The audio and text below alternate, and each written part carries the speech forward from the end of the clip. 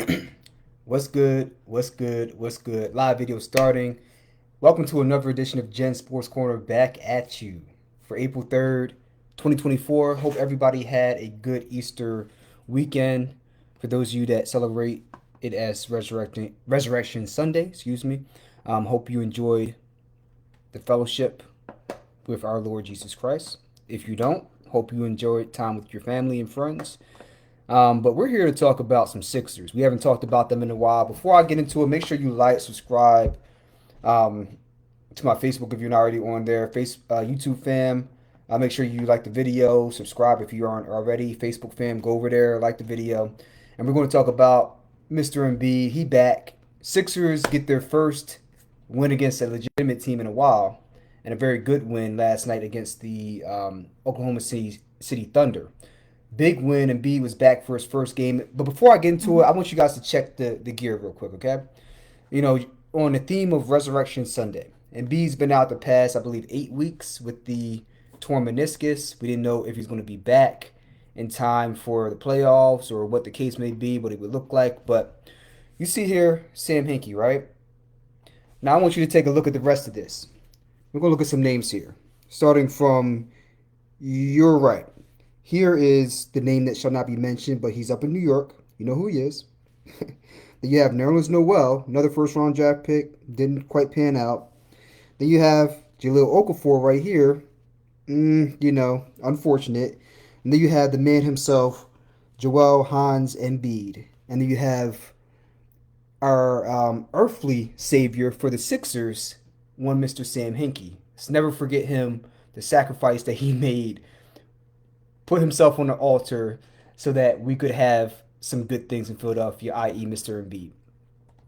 And that brings us back to last night, okay? He came back from that injury and he had a very good game. He had a very good game. He had some ring rust, we know that, but he came back, dropped you a smooth 24 points in 29 minutes, very productive, 6 rebounds, 7 assists, 3 steals, and pulled out a 109 to 105 victory over the OKC Thunder, who are the fourth best team in the NBA right now. They're already locked into the playoffs, and they've been doing good things this year. But Embiid, he had a great game. You had other guys step up. Tobias Harris was 5 for 8 from 3 point range. He played very well. Kelly Oubre, he gave you I think 25 or 29 points. He hit some clutch shots, especially down the stretch. And Embiid, he had a very clutch steal. Who was it on? Let me check.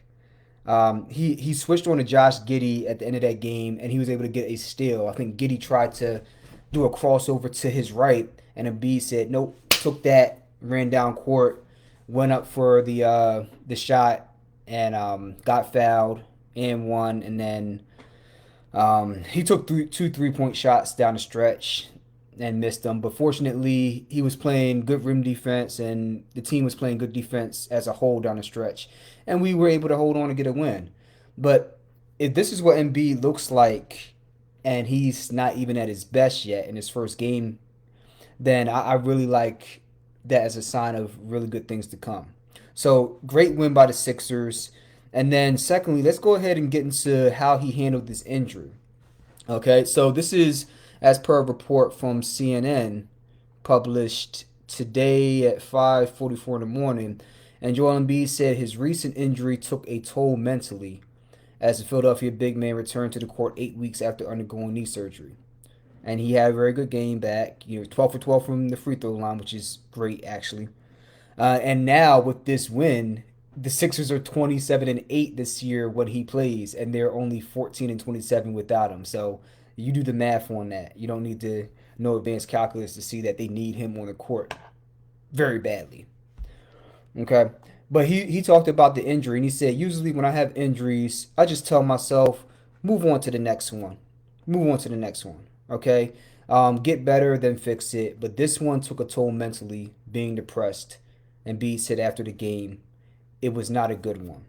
So still not where I'm supposed to be, especially mentally, but I just love to play and I love basketball and I want to play in any chance that I can get up be Any chance that I can be out there, I'm going to take it. And he also mentioned how the city of Philadelphia, him being here so long, and the passion and the support he's got from the fans make him want to play when he's not necessarily at his best and kind of want to run through a brick wall because if you watch a Sixers game, you compare it to any of these other teams out here, right? But you look at a Sixers game, even when this man is just simply shooting free throws, especially after an and one, you hear chants of MVP, MVP, and at times they say um,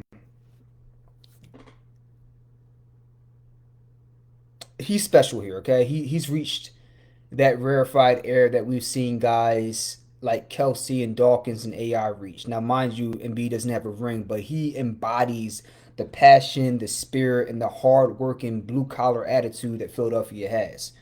It just happens to be shown or displayed through one of our biggest stars, and that's why Philadelphia loved AI so much because he was supremely otherworldly talented, but he was just another guy from down the block, and that's why we loved him. On top of him being a Hall of Fame player. Same thing with Brian Dawkins. Same thing with Jason Kelsey. We'll see how his career continues to progress, but that's another reason why people love Jalen Hurts because he don't really speak that much, but when he go out there, you see the beast come out when he hit that field, and he just go about his business and go to work, and he don't make a lot of noise, don't get into trouble, and he lives, breathes, and craps football. And you hear about the stories about him being the first person in and the last to leave, as well as doing all the things in the offseason. That's why we love guys like Embiid and Hurts and Dawkins and these guys. All right, so I wish him the best. We'll have Embiid in my prayers because even beyond basketball, I think he's a great person, a stand-up man and citizen, and great for the city. And he represents the U.S. and he represents Cameroon. And I really just think people in general. He just represents people in general very well because he's just he about his business. He don't fool around, but he's a jolly giant, and that's what I love about him. So welcome back. Great to see him return. But we had some discrepancies in that injury report yesterday, because as of Monday, ironically on April Fools, the Sixers they listed Embiid as out, and then I think a couple hours before game time, all of a sudden they upgraded him to questionable. No forewarning or anything, right?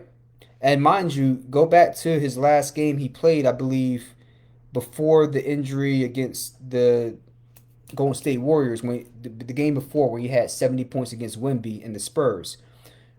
He was, I mean, excuse me, it was his last one of his games where he was supposed to play against the Nuggets, and they ruled him as questionable or out or something like that, and then he ended up playing. Either way, they had another discrepancy, and it's becoming a pattern, and it's not good.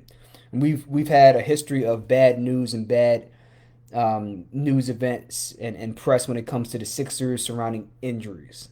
We have a long history of that going back to Markel Fultz, Ben Simmons, and B. When they used to break rookies used to break a foot every year when they came in or have a shoulder injury or something that was like inexplicable, and they would have to be back and forth with the injury reports and what they were reporting. Is he playing? Is he not playing? Is the injury as serious as we thought? How long would it take? We've never gotten straight answers out of this organization since the beginning of the process, really.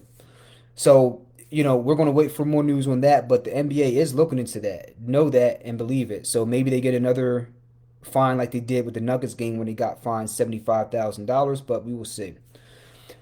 That being said, now that Embiid is back, everybody is on notice again. Even though they know he's not back to full strength, the league is on notice. Okay? I was reading an article from Celtics media group. I don't know who it was, but and they had a video where they went into more detail, but they said that Embiid's back and they know it's not a minor return, it's a major return, and they went later into their video, which I didn't see yet, about what a Sixers Celtics series would look like. Because if the Sixers stay in the 8th spot where they are now, they will play the Celtics in the first round of the playoffs if everything ended today. All right. You have the Heat. They're closely looking at the Sixers. You know why? Because not only are they a game and a half ahead of us in the 7th spot with at least 5 games left for the Sixers and 6 games, not including the Sixers and the Heat game that's coming up tomorrow. The Sixers have 5 games after that left, and the Heat have 6 games after the Sixers game left to play. So that's quite a bit of time to be able to make up a game and a half. That can go like that, especially when you play each other tomorrow. You play each other, boom, now you're down to what, half a game behind them? And then they have to be on their P's and Q's down the stretch, or they can easily slide out of the seventh spot and give us the seventh spot, which would give us home court advantage were we to play them in the playoff play-in game. So huge game coming up tomorrow. And you look at the injury report, and somehow the Sixers were able to beat the Thunder yesterday without Tyrese Maxey being in the lineup. And he's also questionable for tomorrow night's game with sore left hip. And Embiid is questionable for tomorrow night's game. We'll see if he plays. D'Anthony Melton, he's out with spinal injury. Robert Covington is going to be out tomorrow with bruising in his left knee, on the bone in his left knee. Um, so you have a couple people that are out. And then for the Heat, Tyler Hero is going to be out. I think he has a foot issue, as well as Josh Richardson, who used to be a Sixer. He's going to be out. So hopefully we're able. Hopefully we have Embiid tomorrow. We'll see. But I really hope Maxey's able to play and it's not too serious, because this is a critical game. Like I said, because if they're able to beat them, it drastically changes their playoff seeding. Drastically changes it. And with that, let's go ahead and look into some of the playoff scenarios and see what movement can be had and where they can finish. So right now, reading the Philly Voice, and it's saying Philly is extremely unlikely to finish any worse than eighth. They probably won't, or any better than sixth. I highly doubt they'll even sniff the fifth seed. I don't think it's going to happen. But here's a look at the most likely scenarios. Eighth seed, we're sitting there right now. As long as we tread water, let's say we go 3-3 in these next 6 games, including the Heat game, then we'll probably be sitting in the eighth seed. Because realistically, the team that's in the ninth seed, they have some ground to make up on us, which would be the Chicago Bulls. They're currently 5 games back of us, in the ninth spot. So unless they go perfect down the stretch and we lose every game down the stretch, they're not catching us. Same thing with the Hawks. They're 35-40. They are 5.5 games behind. So they're not going to really make that up realistically. I don't even know if it's a possibility. Even if they could, they're probably not going to. So eighth seed, we're probably sitting there pretty if the season were to end, or if we keep doing what we're doing.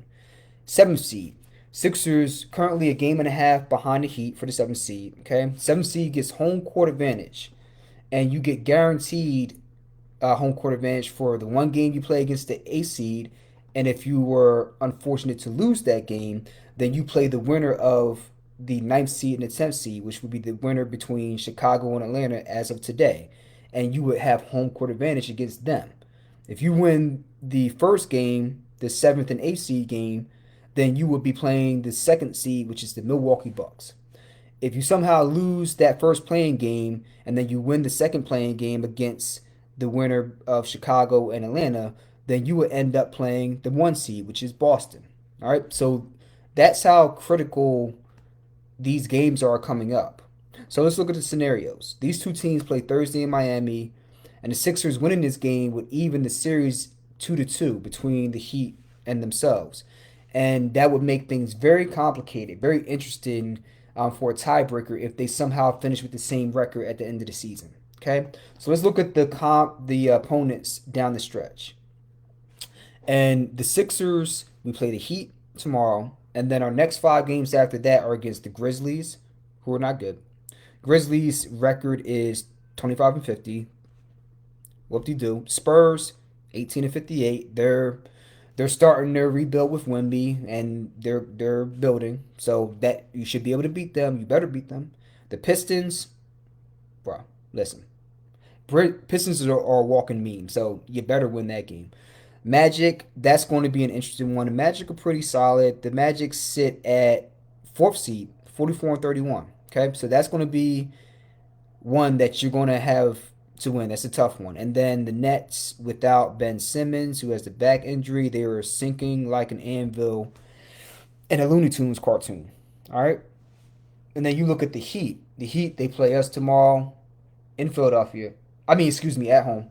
And then they have the Rockets. The Rockets are a fringe team, so they're going to be trying harder. 38 and 37, and they are 3 games behind the possibly faltering Golden State Warriors. So they're going to be playing them very, very tough um, in Houston.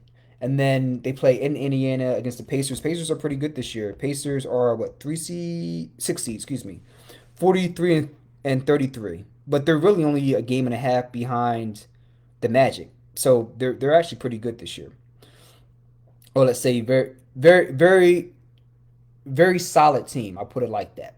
So they're not going to be a pushover either. Hawks, they should beat the Hawks. The Hawks are a 10th seed and they're trying to maneuver for position to get the 9 seed against Chicago. So at least they can have their playing game in Atlanta and not in the winning city.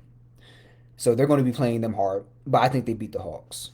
I don't think they beat the Mavericks. The Mavericks, they've been one of the Cinderella teams this year, not in terms of the fact that they caught anybody by surprise, but because of how magical Luka's been this year playing alongside Kyrie Irving. And then you have the Raptors twice at the end of the year, 2 games back to back in Toronto. They're going to jack the Raptors up. The Raptors are, come on, without Nick Nurse, without a lot of those pieces, Siakam got traded. Come on now, it's Toronto, 23 and 52. They're out the playoffs. They're showing up for a paycheck and going home. But either way, we have the Heat and the Magic. Those are our 2 tough games in my opinion. And then the Heat, they got 4 very tough games after us. That being the Rockets, who are not the best team, but they're playing hard because they want to get into the playoffs. And then you have the Pacers, very, very, very, very solid team that does a lot of good things. The Hawks, desperate team that's trying to maneuver for positioning in the play-in tournament, and then the Mavericks, who have been rolling. So they have a very tough schedule. So I'm looking for the Sixers to be able to get at least 4 wins out of these next 6 games, and then I think they could be in a good spot to leapfrog the Heat, especially with Embiid being back. And then lastly, let's go ahead and look at the 6 seed. Look at the scenarios for that. And the 6 seed right now, it comes with serious benefits, obviously, because first off, you get the week off at the end of the season, which they need desperately, but you do what you can. Secondly, you don't have to play the Bucks or the Celtics, the 2 top seeds. And then lastly, it allows you to get out of the play-in tournament. But in order to go from 8th to 6th, you got to catch the Pacers, who I just mentioned, and we trailed them by 2 games.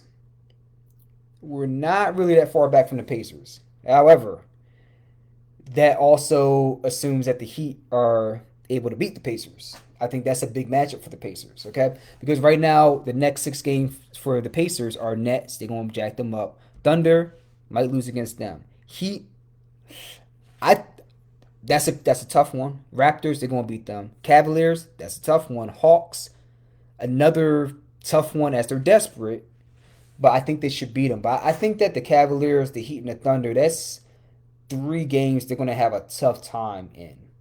And then the Hawks is a wild card game. So I could see the Sixers losing probably to the Heat or the Magic. I think we can go 5-1 or 4-2. I think 4-2 is probably realistic. And then I think the Pacers, they might go 2-4, but I still think that that's asking a lot.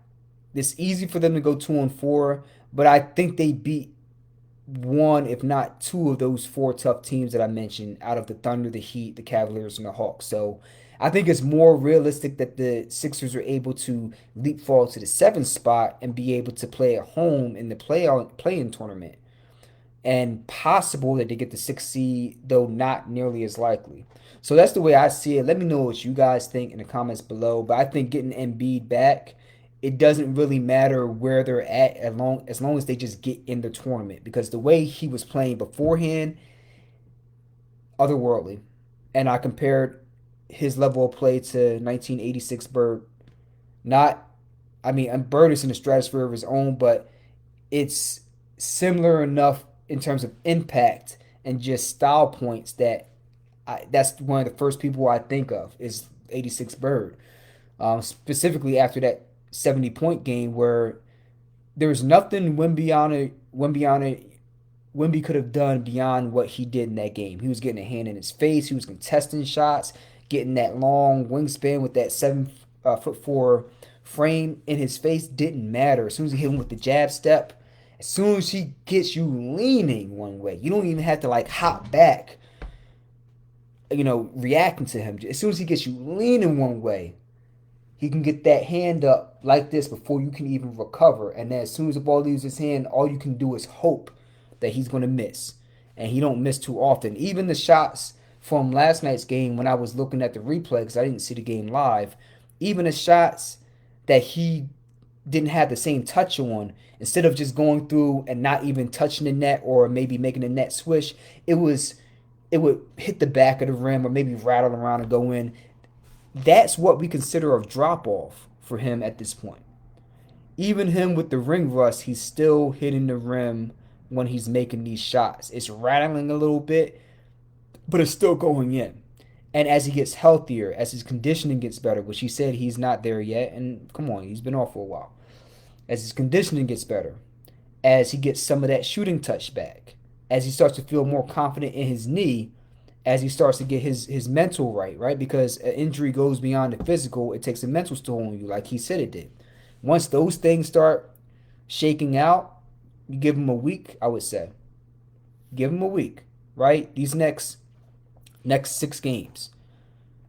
I think within that time, that's what the time that he'll need to build up his confidence. And I think that by the time we get to the playoffs, then he'll be getting to the point where he's not rolling yet, but he's about to get rolling. And then he just need to win that game, get in, and then have him be rolling for the playoffs. Because I don't care who it is, Celtics, Buccaneers, Bucks, whoever.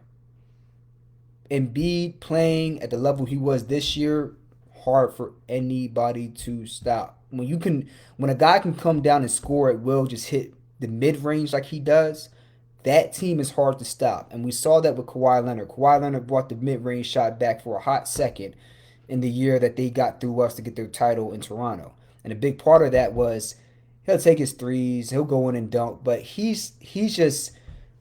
pull up from mid range and just drain that shot. And it's like he can do it consistently. So when you guys are going on a drought with your 3 point shot, we're not going on a drought. You know why? Because you miss a three.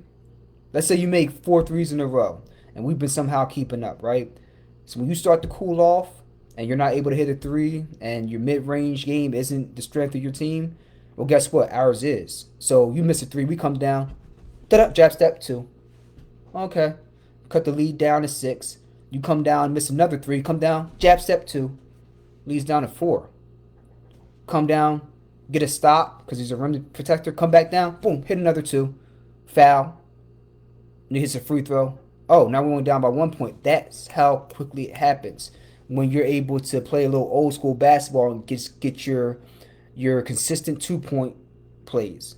Get your consistent 2 point field goals every time, while other teams are getting 3 point happy and just jacking up shots and not realizing that you're slowly creeping up. And then when they try to turn the faucet back on, maybe they try to go for a layup or mid range and it doesn't fall as quickly as they do, and you get another 2. Now all of a sudden you're up by 1 point, and then you get on a run and they can't stop you. And that's what happens when you play Embiid when he's in the form he's been this year, because he was not only being able to drain threes at a proficient rate. I think he was somewhere between like 33 and 30 and 40%, somewhere in that range. I don't know. It's decent enough where you didn't want to leave him open.